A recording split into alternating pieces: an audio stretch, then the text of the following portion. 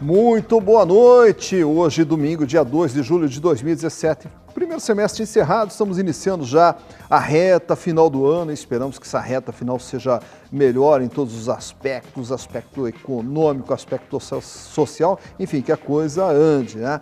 E nessa reta final, nós estamos aí iniciando mais uma semana que vai ser decisiva para o Atlético, já que vai ter jogo pela Libertadores nessa quarta-feira, contra o Santos, jogo que vai ser realizado na Vila Capanema. E também decisivo para o Curitiba, porque o Curitiba vai ter que reagir dentro do Campeonato Brasileiro. Começou bem, deu uma enroscada durante essa semana que passou e agora vai ter que achar o seu caminho, bem como o Paraná Clube também. O Paraná Clube que também vai precisar esboçar uma reação nessa Série B se pensar, né, em acesso para a Série A. E vamos também fazer uma retrospectiva de tudo o que aconteceu essa semana, apesar que essa semana não tivemos jogos pela Série A.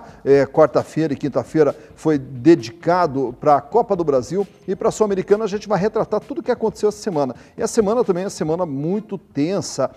O destaque da semana foi o gramado. O gramado dominou os noticiários no meio da semana, a briga de gramado, tanto em relação ao Atlético, que agora vai poder utilizar o gramado sintético em 2018, que até então estava proibido, e também a briga do gramado do Couto Pereira, que afetou principalmente o Atlético, né? Mas tudo isso aí a gente vai abordar nessa retrospectiva hoje, nesse domingo aqui, e com a presença encantadora, não só pela beleza, mas pelo conhecimento de Pamela Scherbach. Boa noite, Pamela, tudo bem?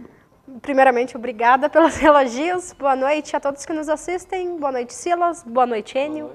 E também boa noite, não pela beleza, mas principalmente pelo conhecimento, pela sabedoria do cara que também conhece muito de futebol, Enio Cavales. Pra mim já sobrou, né? Não, é que a gente tem que ser correto, justo, né? Tá falando justo. Boa noite a todos, boa noite, Silas, boa noite, Pamela, né? Vamos falar bastante de futebol, né? Daqui a semana que vai adentrar e vai ser bastante movimentado, né? Atlético está na Libertadores, jogo decisivo, vai ter que fazer o resultado em casa para não deixar para Santos, né? Pois é, e até uma das coisas que eu citei aqui, que é engraçado essa semana, o que dominou os noticiários, foi a questão de gramado, né? Nunca se ouviu falar tanto de gramado no noticiário esportivo como foi essa semana, né? Muita grama, né? E pouco futebol, né? Dos nossos times, né? A grama começou, o estádio, né? Começou com o estádio primeiro, que o Curitiba ia emprestar, depois voltou atrás, porque os sócios estavam saindo de sócios, as coisas assim. Aí o atleta teve que procurar o campo do Paraná, pagou um valor justo e um pouco alto acima do que é considerado, né, para a Vila, mas tudo bem, é o que tinha no momento, as diretorias se entenderam, né? E a grama, depois o Curitiba veio com a história da grama, que a grama não ia ficar pronta, porque eles estavam reformando o gramado, aí alegaram que o Curitiba ia jogou fora também, em Vila Capanema, todos esses negócios, né? E tudo isso criou um tumulto muito grande, né? Ninguém sabia que seria o jogo do Atlético. Mas esse negócio do gramado, no meu modo de ver, foi só para encher linguiça, porque o gramado, eu tenho certeza que dia 4 o gramado do Curitiba estará verdinho. Agora, antes até da Paula falar também da questão do gramado, e a questão do Atlético poder usar a grama sintética a partir de 2018, que existe uma comissão da Série A, a comissão técnica da Série A lá na CBF, e no começo desse ano, no final do ano passado, começo desse ano, houve uma reunião encabeçada pelo Eurico Miranda, que praticamente induziu todos os presidentes de clube a votar a favor dele contra o gramado sintético. E aí o que aconteceu? O Atlético teria mais 2017 para usar o gramado sintético, a partir de 2018 teria que retirar o gramado sintético e colocar grama natural, porque ele dizia que dava um desnível técnico na competição, favoritismo para o Atlético e tal. E isso aí caiu essa semana, né, Enio? Caiu, essa semana inclusive caiu. O Atlético teve lá na CBF, conversando com o diretor técnico da CBF, que é o Flores, conversou o presidente Mário Petralha com o diretor, e o diretor garantiu ao Atlético Paranaense que a grama sintética continua, até porque tem o aval da FIFA. Mas quem começou com essa, chamar assim de brincadeira, é o Eurico Miranda, que protege muito o futebol carioca. Eles nem gramado têm, né? Então ele não pode falar, primeiro tem que olhar o dele, né? Exato. Para depois falar dos outros. E o Eurico Miranda estava talvez como é que fala assim, a reunião do pessoal que lida com grama deve ter chegado nele e oferecido alguma propina, né? Hoje o Brasil vive de propina, né? Não sabemos o que acontece, porque por que ele só invocou com o gramado do Atlético? Ele tem que arrumar o dele primeiro. Inclusive durante esse ano, eu acho que foi num dos programas aqui, até eu comentei, até a gente mostrou um jogo lá no São Januário, que o pessoal estava com rodo, tirando água de dentro do São Januário para poder ter uma partida de futebol, né? E aí até a gente falou, e o Eurico Miranda preocupado com o gramado sintético, que não impede a prática do futebol, e o estádio dele, me desculpe o termo, mas aquele lixo lá, onde a pessoa tem que ficar tirando água de rodinho. Então o dele pode. Agora uma grama sintética, uma grama perfeita, não pode, né, Pamela? É engraçado até porque, falando em favoritismo pro lado do Atlético, talvez a bola role mais, lógico, deixe o jogo mais movimentado, e aí parte dos jogadores é acompanhar essa movimentação ou não. O que eu acho engraçado é que no começo do campeonato brasileiro, até no começo do campeonato paranaense, o Atlético estava perdendo em casa. Começo do campeonato brasileiro para o Atlético foi uma lástima, em casa, fora. Se realmente fosse vantajoso, o Atlético teria que ganhar todas as partidas em casa, e não é isso que acontece, porque o futebol vai muito de momento e não de gramado. Mas já que a gente está falando de Atlético, o Atlético, essa semana foi tenso o negócio lá. A Copa do Brasil, o Atlético acabou sendo atropelado pelo Grêmio por 4-0. E agora, nessa quarta-feira, muda a chave, porque o Atlético está com 3 chaves: Copa do Brasil, Campeonato Brasileiro e a Libertadores. Agora vira a chave lá para a Libertadores e vai enfrentar o Santos nessa quarta-feira na Vila Capanema. E as informações do Atlético, quem tem é o Eduardo Destre. O Eduardo Destre que está na linha já. Muito boa noite, chega mais, Du.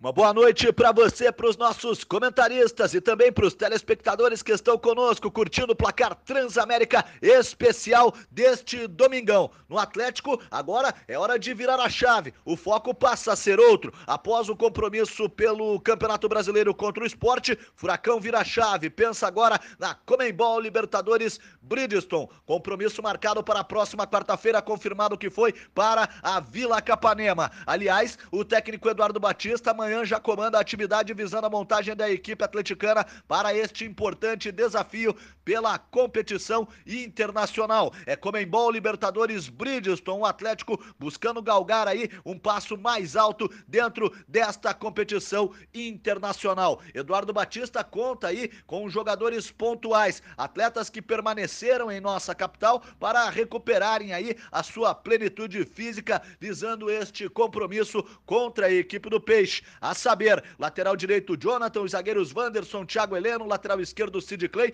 volante Otávio e o meio atacante Nicão. Além, é claro, do Douglas Coutinho. Jogadores que foram poupados, mas ficam à disposição do Eduardo Batista para este jogo contra o Santos. A baixa é o Wanderson, que cumpre aí a suspensão automática. A tendência é que o Paulo André apareça no sistema defensivo, formando a zaga ao lado do Thiago Heleno. Assim sendo, com praticamente todos os jogadores à disposição, o Eduardo Batista comanda amanhã a atividade que vai definir a equipe atleticana, visando este jogo contra o Santos pela Conmebol Libertadores Bridgestone na próxima quarta-feira na Vila Capanema. Assim sendo, eu retorno com vocês aí nos estúdios do Placar Transamérica. Valeu, Eduardo Destre, com as informações do Atlético. O Atlético, como a gente havia falado, ele vinha numa recuperação do Campeonato Brasileiro, 4 vitórias seguidas. Inclusive, na minha opinião, acredito que na opinião de vocês também, o melhor jogo desse ano do Atlético foi contra o Vitória, 4-1 no Vitória. Então ali o Atlético já mostrou assim, peraí, o Atlético está numa ascensão, está crescendo, bacana. Aí vai pegar o Grêmio, ali eu não sei o que aconteceu, se ali foi a escalação, que não foi a melhor possível, com a entrada do David no meio, ou o que aconteceu, mas o Atlético acabou sendo atropelado. O que se atribui esse atropelamento que o Atlético teve? Então, acho que escalação, propriamente dito, não é, porque, de qualquer modo, ou com o time titular que entrou em campo ali, ou com quem foi... Acho que foi falta de vontade mesmo, porque a equipe do Atlético em campo estava bem apática. Se eles não estavam jogando mal, eles estavam preguiçosos. Eles não corriam, eles não iam atrás da bola. Então, propriamente dito, ali a escalação, eu acho que não é culpa, não. Ali, eu não sei se sentiu, parece que o Grêmio jogando uma decisão e o Atlético uma partida amistosa. Até porque o Grêmio tinha que fazer a diferença em casa e fez uma bela diferença, temos que ser bem honesto nisso, né? A escalação, eu vou discordar um pouquinho, porque a escalação errou. Ele não começou no jogo da Copa do Brasil com o Matheus Anjo, né? Que é um belo jogador. O David está muito tempo sem jogar, não está com o ritmo, né? E uma pegada, que nem o Grêmio tem um ataque muito rápido, o Atlético sentiu. Para mim, a pior partida que eu vi foi do Jonas. O Jonas caminhou em campo. Outra coisa, essa bobeira a gente eu já venho falando muito, de colocar o Sid Clay na esquerda, acaba com o jogador. E o Sid Clay não é culpado. Eu não sou advogado do Sid Clay, não conheço o Sid Clay, mas ele tem que arrumar um outro lateral esquerdo, entendeu? Aí sobra tudo para ele. Ah, Avenida Sid Clay, ele não é o culpado. Os outros jogadores que não foram bem.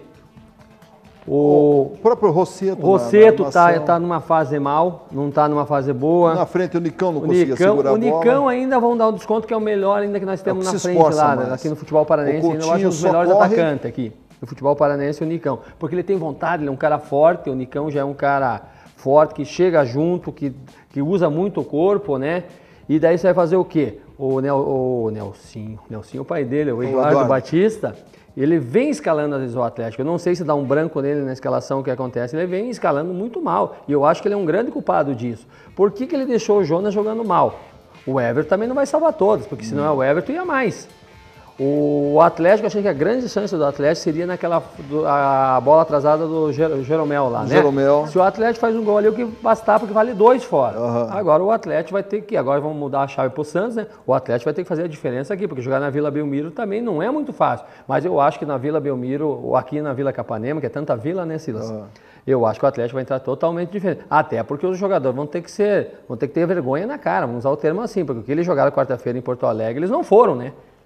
E ali até que eu cito, até que ponto que o Eduardo Batista ele tem a culpa, porque no programa antes até que eu fiz com o Nelson, até a gente estava comentando que se você quer ir para Porto Alegre, para segurar um resultado, para trazer uma vantagem aqui para Curitiba, não necessariamente você tem que entrar com um time defensivo, você pode entrar com um time mais ofensivo, talvez com o Carlos Alberto no meio de campo, porque o sistema defensivo não é só você recuar, muitas vezes é você manter a bola no campo de ataque e não deixar o Grêmio chegar. E quando você não usa o Carlos Alberto e usa o David, você está trazendo o Grêmio para cima de você. O Grêmio é uma equipe muito rápida, o Grêmio é uma equipe habilidosa e outra coisa que me chamou a atenção, a vontade que o Grêmio estava em campo. Onde chegava a bola, tinha 3 jogadores do Grêmio dando combate.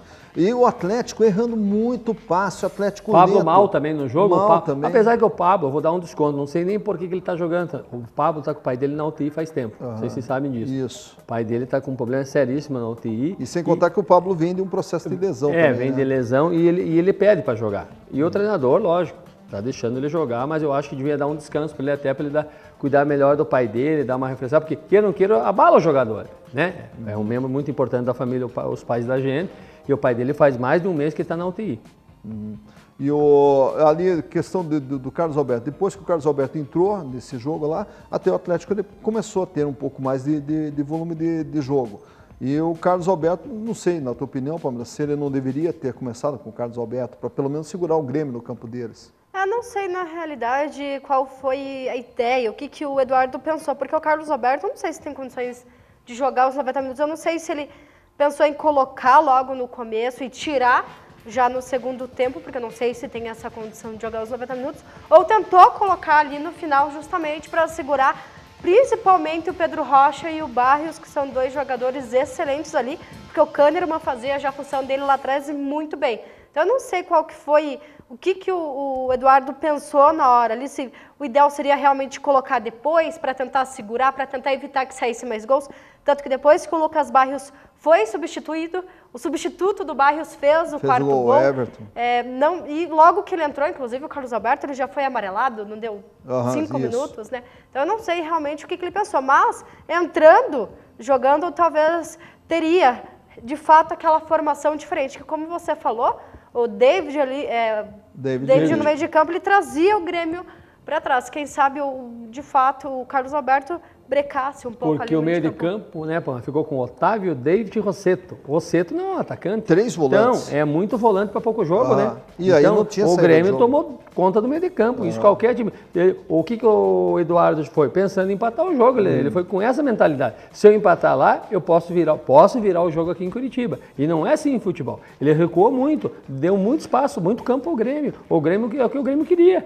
Mas o Grêmio fez 3 gols em 10 minutos, certinho. 2 gols, saiu um aos 29 e um aos 32. O Carlos Alberto entrou depois disso, se não me falha a memória. Mas ali no meu modo de ver, ali é assim, saíram 3 gols em 10 minutos. O gol ali era questão de tempo pelo volume de jogo. O Grêmio e pela qualidade do jogo do Grêmio. Então ali era questão de tempo. Os gols, eu acredito que eles iam sair ao natural. Por quê? Porque o Atlético não estava com uma marcação, erro de posicionamento na marcação, perdendo muita saída de bola. O Atlético logo entregava a bola para o Grêmio. O Atlético não conseguia trocar 3 passes para manter a bola no pé, não. O Nicão, que eu falei ali no começo, o Nicão, que é um jogador que ele segura a bola lá na frente, não estava conseguindo segurar. O Coutinho, você joga a bola para ele correr, mas ele é um cara que ele não segura a bola na frente. O próprio Thiago Heleno, né, Silas? Que é tipo assim, a barreira do time na defesa. O segundo gol saiu que bateu no calcanhar dele, né? Você ter ideia? Quer dizer, quando também a fase não ajuda, não adianta. Porque se a bola não bate no calcanhar do Thiago... Mas é que no futebol não existe o C. Se não bate no calcanhar dele, não salvaria para o Barros. Exatamente. Entendeu? Então, tudo ajudou. E agora vai ter, nessa quarta-feira, o Santos. É outra competição larga em condições de igualdade. O jogo vai ser na Vila Capanema. E agora aí acredito que é mais uma questão psicológica, tratar a cabeça dos jogadores, né, Enio? Com certeza, o jogador, como eu falei agora há pouco, os jogadores vão ter que ter vergonha na cara e mudar totalmente a chave agora e pensar na Libertadores, né? Porque é mais 2 jogos, se perder os 2 jogos, está fora. Dependendo dos resultados, até 1, né? Se for ter goleada, como é que vai reverter também? Sim, é muito difícil. Então, acho que o Atlético vai ter que fazer um bom resultado aqui em Curitiba, porque na Vila Belmiro é complicado. É complicadíssimo de jogar lá e o Atlético vai ter que usar tudo o que tem de melhor, né? Agora, todos os centroavantes que o Atlético trouxe, nenhum está resolvendo. O próprio Ederson não pode jogar porque já jogou pelo Vasco. Desculpa, o Ederson pode, está na Copa do Brasil. Então tem o Ederson, o Grafite, o Eduardo da Silva e o Pablo. Desses aí, quem que está resolvendo? Me diga. Mas é que também, tem 4, por outro lado, também eu digo o seguinte, que qual bola que está chegando para os 4? Né? Porque se você observar os 4, toda vez que jogou um ou outro, a bola não chega com qualidade na frente. O Atlético, aí que está a história. O Atlético, na minha opinião, ele falta um Carlos Alberto, que seria um armador de jogar no cara que trabalhe a bola, para a bola chegar com um pouco de qualidade. E a bola raramente chega com qualidade lá na frente. Então, essa qualidade que eu citei agora há pouco. Tem um menino lá no CT que treina muito bem, que é o Matheus Anjos. Eu já vi esse menino treinar, já vi jogar. É muito cedo para falar que vai ser um craque, não é pelo um jogo que você vai analisar o jogador, mas tem talento. Ele pode fazer a diferença no meio de campo, porque o que está jogando agora, nenhum comprovou que é titular absoluto. E também essa semana, então, a gente está falando aqui do Atlético, que teve Copa do Brasil, vai ter a Libertadores, e essa semana nós tivemos mais jogos pela Copa do Brasil e também tivemos jogos pela Sul-Americana. Até vamos rever os gols dos jogos da Copa do Brasil e da Sul-Americana desse meio de semana. O Grêmio venceu o Atlético Paranaense por 4-0. Barrios recebeu no meio e bateu de primeira para abrir o placar. Em tabela de Pedro Rocha com Barrios, o atacante chutou rasteiro e aumentou o marcador. Sem tempo para nada, Kahneman desviou de cabeça e marcou o terceiro. No segundo tempo, Everton chutou firme e fechou o placar. Já o Flamengo venceu o Santos por 2-0. Guerreiro tocou de calcanhar para Everton completar para o gol.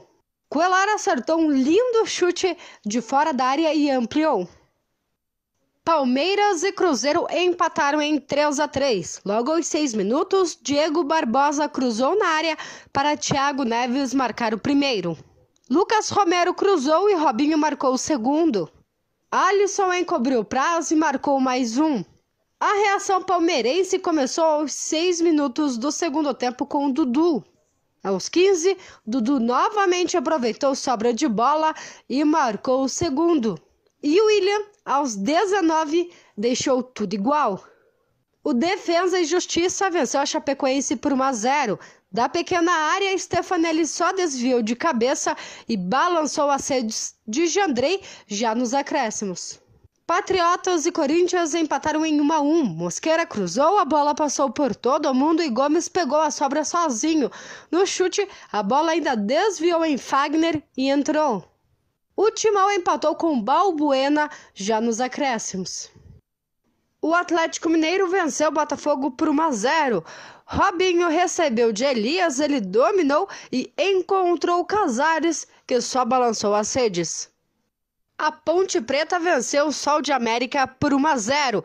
Emerson Sheik chutou de fora da área e garantiu a vitória. E além desses jogos, nós também tivemos o Fluminense, que recebeu em casa o Universidade de Quito na quinta-feira e goleou por 4-0. Até vamos ver os gols de Fluminense 4, Universidade de Quito 0. O primeiro gol é Henrique Dourado, aos 26 minutos, recebeu ali na área e finalizou para decretar 1-0. Aos 28 minutos, 2 minutos depois, foi a vez de Richarlison aproveitando o rebote do goleiro e fez 2-0. O Henrique Dourado também de pênalti aos 44 e finalizando ali o Wendel aos 9 minutos do segundo tempo, decretando Fluminense 4, a Universidade de Quito 0. O jogo, acho que mais marcante da Copa do Brasil e Sul-Americano, mas o mais marcante, eu acho que um dos jogos mais bonitos que tivemos já esse ano foi o Palmeiras contra Cruzeiro 3-3. Que jogaço, hein? Até porque o time visitante, que era o Cruzeiro, fez 3-1, né? 3-0 no depois ficou 3-1, 3-2. Então, esse foi um jogo marcante. E aí, os artilheiros decidiram, né? Thiago Neves é um artilheiro e bom jogador. O que é do Palmeiras que jogou no Corinthians? Me fugiu o nome do que fez o último do Palmeiras. O último do Palmeiras é o William. Esse é todos os times que passam faz gol. O Corinthians, onde ele jogou, sempre foi goleador. Quer dizer, quando o centroavante resolve nos times, é que basta. Curiosidade ali, acho que foi resolvido no vestiário, porque o Cruzeiro desceu com o resultado feito de 3-0, começou marcando aos 6 minutos do primeiro tempo, e o Palmeiras, assim que retornou do vestiário, aos 6 minutos do segundo tempo, já começou a reação ali, e impediu, inclusive, as jogadas do seu rival. Agora, outra coincidência, que o primeiro gol do Palmeiras foi aos 6 do primeiro tempo. E o do Dudu, né? Aliás, o do Cruzeiro aos 6 do primeiro tempo e o do Palmeiras foi Dudu aos 6 do segundo. O segundo gol do Cruzeiro foi o Robinho aos 19 do primeiro e o do Dudu aos 19 do segundo, né? Então, até a coincidência do tempo dos dois, dos gols das duas equipes ali. Mas realmente foi um jogaço. E você vê uma desvantagem, você descer para o vestiário com 3-0 nas costas e voltar para o segundo tempo, conseguir reverter. E o Palmeiras teve a ponto até de virar, e se conseguisse a virada, seria uma virada histórica, né? Então, mostrando aqui a força do elenco do Palmeiras e também a força do elenco do Cruzeiro, né? Porque aí quando a gente fala em elenco, a gente vai falar aqui, em din-din. Em dinheiro, muito dinheiro. Quanto que é a folha de pagamento do Palmeiras e do Cruzeiro? Comparado aos nossos três aqui da capital. Não, é disparado. Então, como é que você vai competir com São Paulo, Belo Horizonte e o próprio Internacional que está na Série B? Não tem. A diferença é muito grande. Não adianta a gente querer fazer times aqui e depois não ter dinheiro para pagar. Você tem que pagar o que você pode gastar, o que você tem no caixa. Exatamente, mas agora é uma questão assim, que a gente constantemente vê debates, né, sobre o futebol, dizendo assim, é muito difícil competir com o Palmeiras, com o Flamengo, Atlético Mineiro, etc. e tal. Claro, se você não tem dinheiro, cara, você tem que competir com a raça, com a vontade. Então, voltando ao caso, mesmo questão do Atlético. Mas o Atlético vai competir com o Grêmio. Cara, se eu não tenho um elenco com Luan, com Pedro Rocha, com Everton, Jeromel, cara, eu tenho que entrar com vontade. Eu tenho que compensar a falta de técnica e a falta de dinheiro, tem que compensar com o excesso de vontade, né? Mas o excesso de vontade das contratações deram errado, no meu modo de ver. Porque você pega o Barros, estava no banco do Palmeiras. Hoje é o ídolo no Grêmio.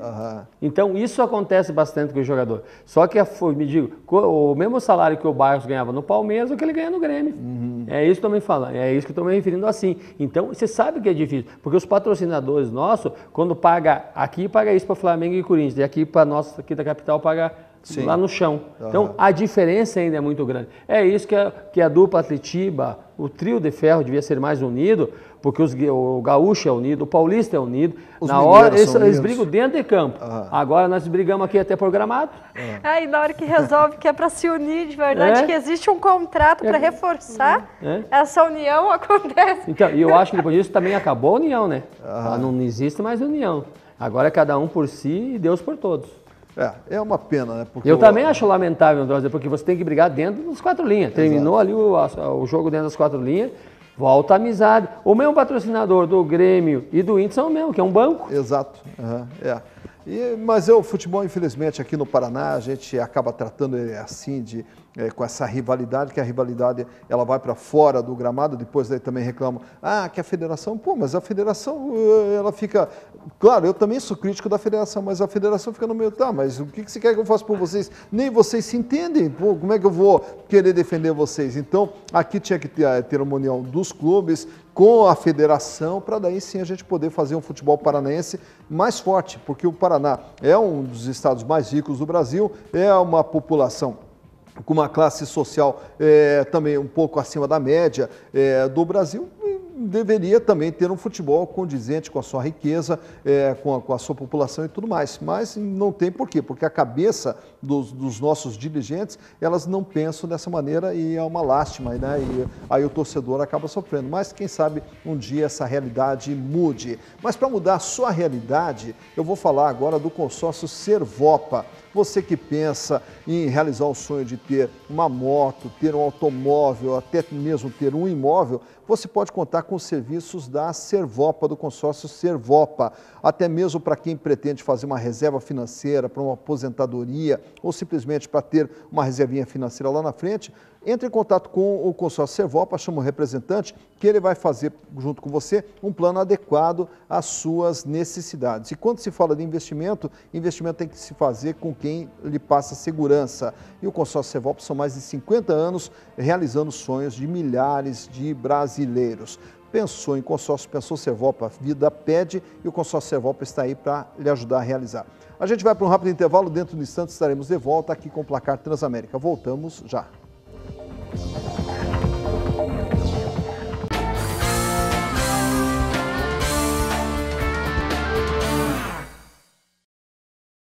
E estamos de volta com o Placar Transamérica desse domingo. O Placar Transamérica, você sabe, você acompanha no canal 59HF e também pode acompanhar lá pela internet no www.transamerica.tv.br e também tem mais uma opção, você acompanha o Placar Transamérica no Facebook. Entra lá, TV Transamérica lá no Facebook e você acompanha o Placar Transamérica aonde você estiver. E no Facebook você tem uma vantagem, você participa também do Placar Transamérica, enviando sua crítica, sua sugestão, seus comentários, e que são sempre bem-vindos. Afinal, o Placar Transamérica é feito para você e também é feito por você.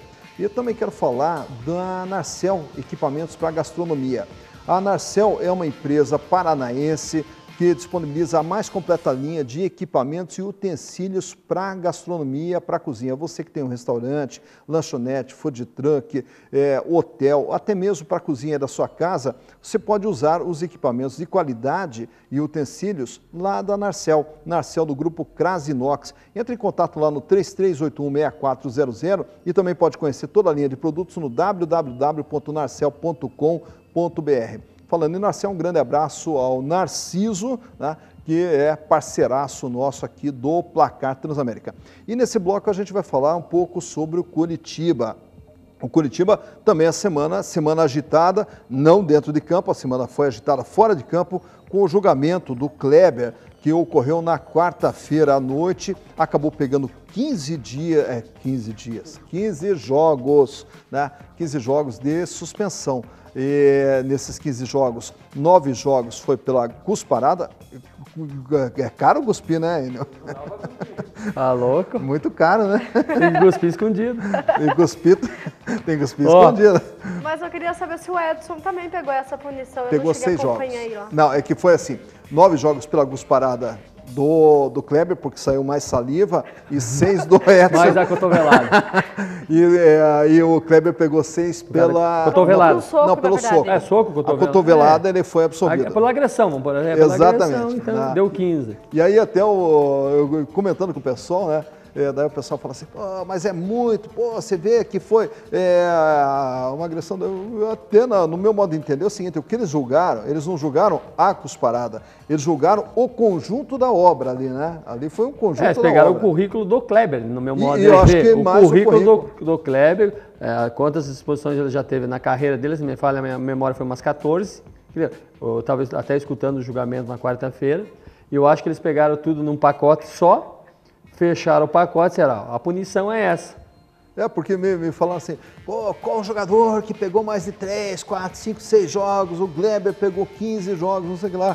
Né? Inclusive até o Júlio, o professor Júlio lá, até ele me questionou isso ainda. Eu falei, cara, mas é que na verdade não foi ali. Teve um. Não, mas... Dudu do Palmeiras. Ele pegou quanto tempo? 180 dias. 180 dias. Depois entrou, lógico, o efeito suspensivo. Daí mas o Dudu pegou 6 meses, então não foi só o Kleber. Eles quiseram fazer com o Kleber para dar uma moral, né? Para ver que não é para cuspir, que não é para dar soco, cotovelado. Que o futebol não é isso, né? Imagina se todo mundo sai agredindo e não é punido. Então eles querem pôr a CBF, lá o pessoal do tribunal, quis pôr respeito. E sobrou pro Kleber. Agora, Pâmela, me conta uma coisa. Um jogador como o Kleber, com a experiência, com a idade, com o conhecimento...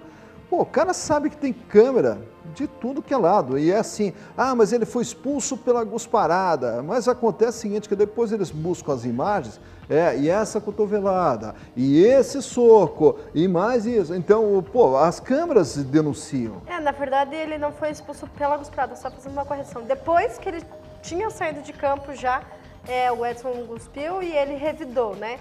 Isso tem nas câmeras, inclusive. Na realidade, eu acho que o que analisaram ali naquele conjunto da obra, só respondendo antes da sua pergunta, eu acho que mais é o calor do momento, independente se já tem certa experiência, se já tem certo currículo, acho que é o calor do momento ali, porque desde o começo do jogo, eu estava lá naquele jogo de Curitiba e Bahia, desde o começo, primeira chegada dos dois, que inclusive foi com o Edson.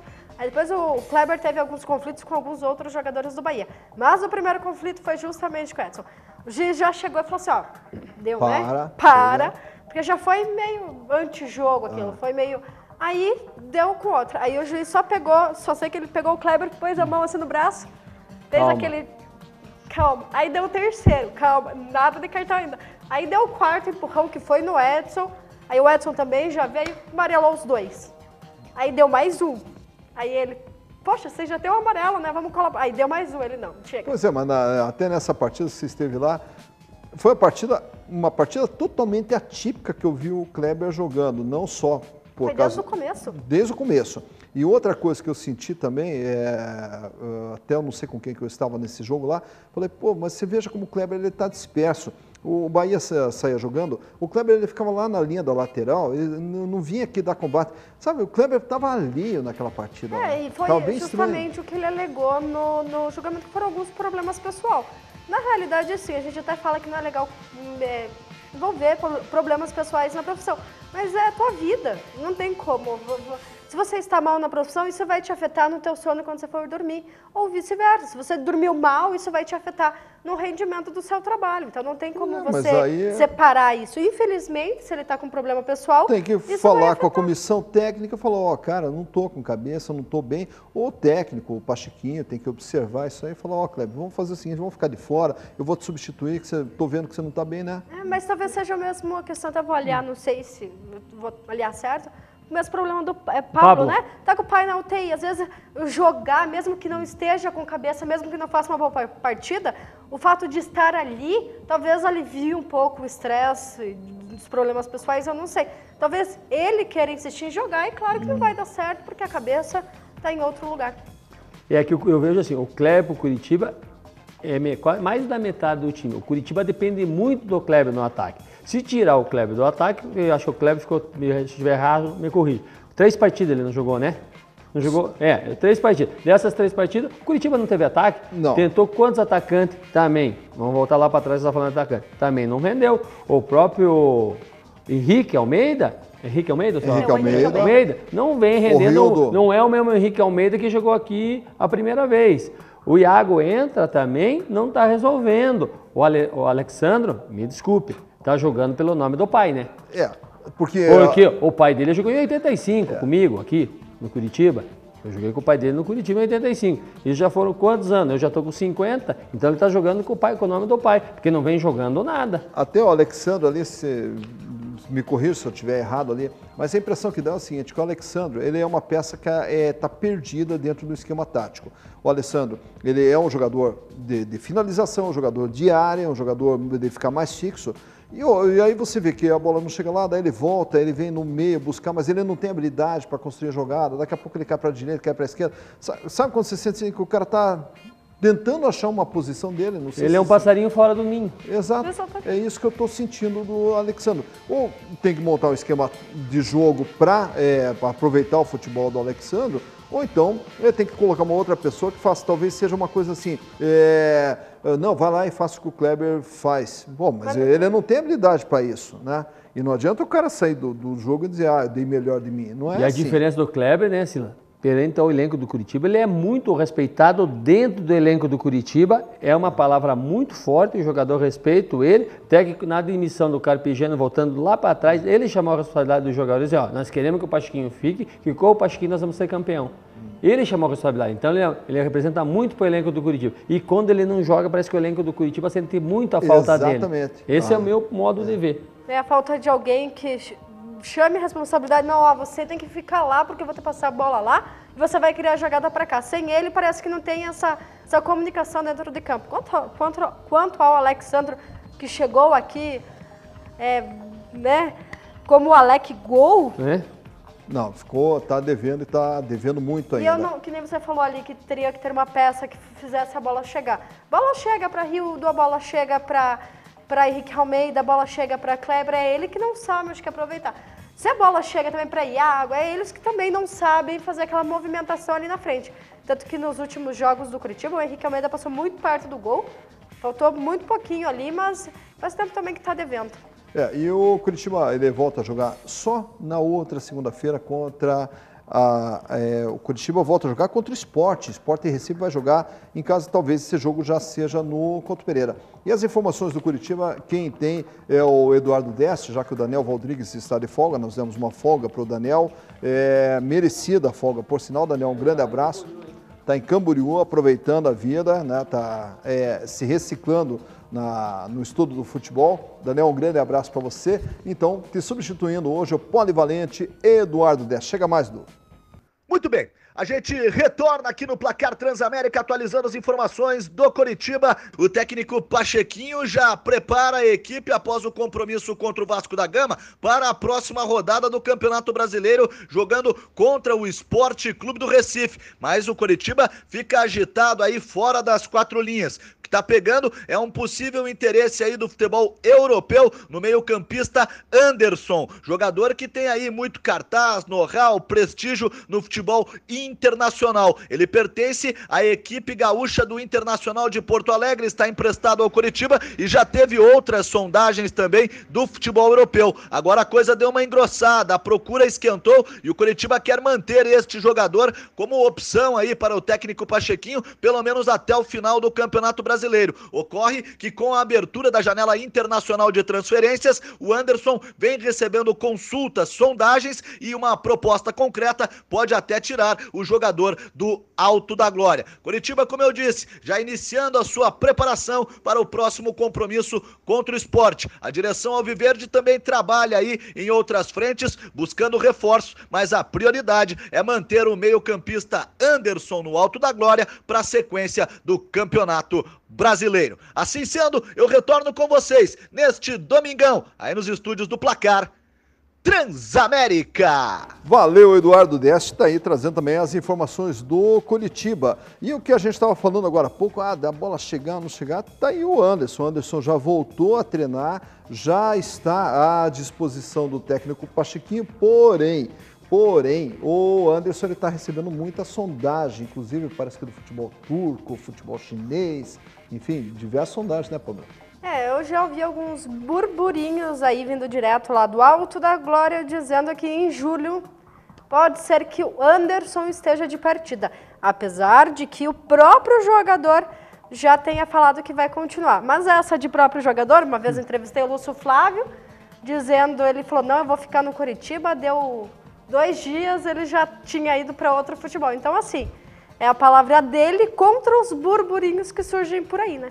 E aquele ditado antigo, né? Onde a fumaça é fogo. O Anderson, se eu fosse diretor de Curitiba, coisa que eu não sou e nunca tenho pretensão de ser de clube nenhum, eu já tinha mandado o Anderson embora pelas declarações que ele vem dado. Não sei se vocês escutaram a declaração dele na Rádio Gremista. Você vê como eles são tão unidos no futebol. Independente se ele joga no Inter, ele falou que o Internacional era maior que o Curitiba, que o Curitiba seria tipo uma ponte para ele, porque quando ele se machucou, no início aqui do ano, que ele veio aqui, se machucou, que ele foi para a Inglaterra, eu falei, ué, como é que o jogador pertence ao Curitiba e vai para a Inglaterra? Lá ele vai se tratar como? Eu falei isso há muito tempo atrás. Agora ele pega, vive mais no Rio Grande do Sul do que aqui. Como é que ele faz tratamento? Onde que ele faz tratamento? Condicionamento físico. Quer dizer, agora ele chega para o Curitiba ainda para ser titular, ele tem condições físicas para ser titular? Será? Contra o Sport? Vai ter mais uma semana para treinar? Então, o An está muito cheio de gracinha. Eu acho que ele tem uma proposta de futebol chinês também. Isso. Chinês, turco, eu acho muito difícil, porque ele já está falando, que nem a Pamela falou. Ele falou que julho, né? Julho já estamos em julho. Então, eu acho que ele vai pegar, ele vai dizer, ó, obrigado Curitiba, foi um prazer muito grande ter jogado aqui, mas eu estou indo embora. Por quê? Porque ele fez só uma ponte aérea aqui no Curitiba. Porque inclusive essa declaração que você falou... Da Rádio Gremista. Isso, lá no Rio Grande do Sul, lá foi, eu acho que terça ou quarta-feira que ele deu essa declaração, até dizendo o seguinte, mas e o teu contrato com o Curitiba? Não, meu contrato é até o final do ano, mas eu prometi ficar até o meio do ano, que é a minha promessa. Mas o meu contrato é até o final do ano, mas a minha promessa com eles é até o meio do ano. Então, se ele já está afirmando isso aí, é sinal de que aonde há fumaça... Que mês nós estamos, né, Silvio? Exatamente. Nós já não estamos na metade do ano? Então ele já está dando o recado. E realmente ele falou, que eu vim para o Curitiba não é tão grande quanto o Internacional. O jogador não pode falar isso, né, Silvio?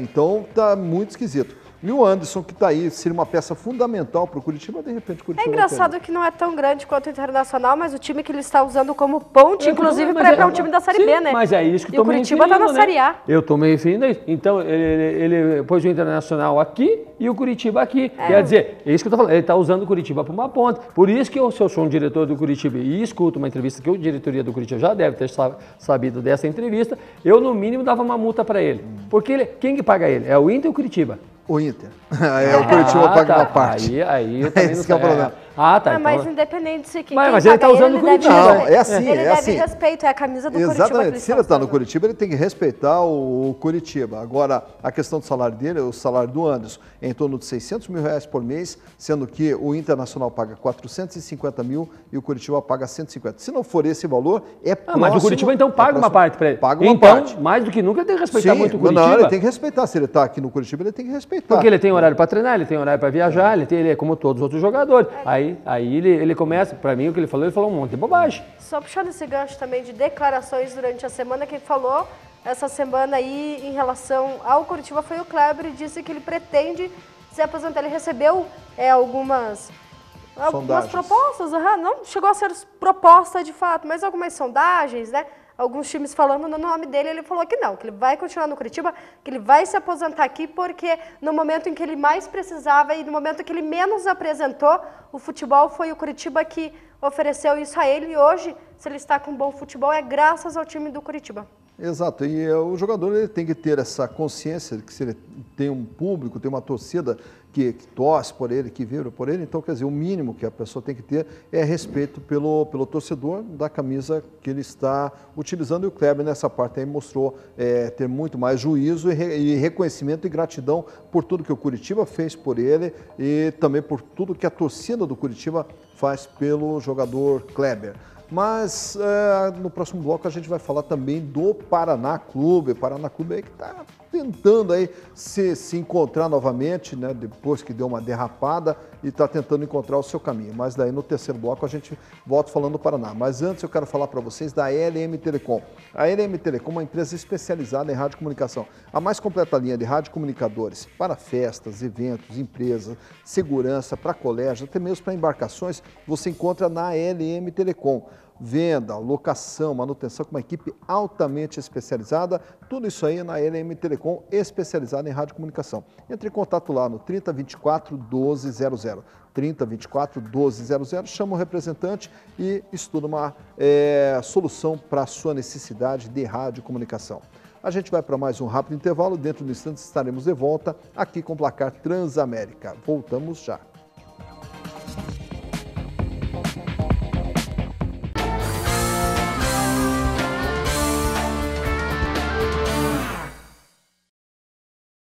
E estamos de volta, Placar Transamérica desse domingão, né? Amanhã é segunda-feira, dia de recomeçar a semana, tocar o barco em frente.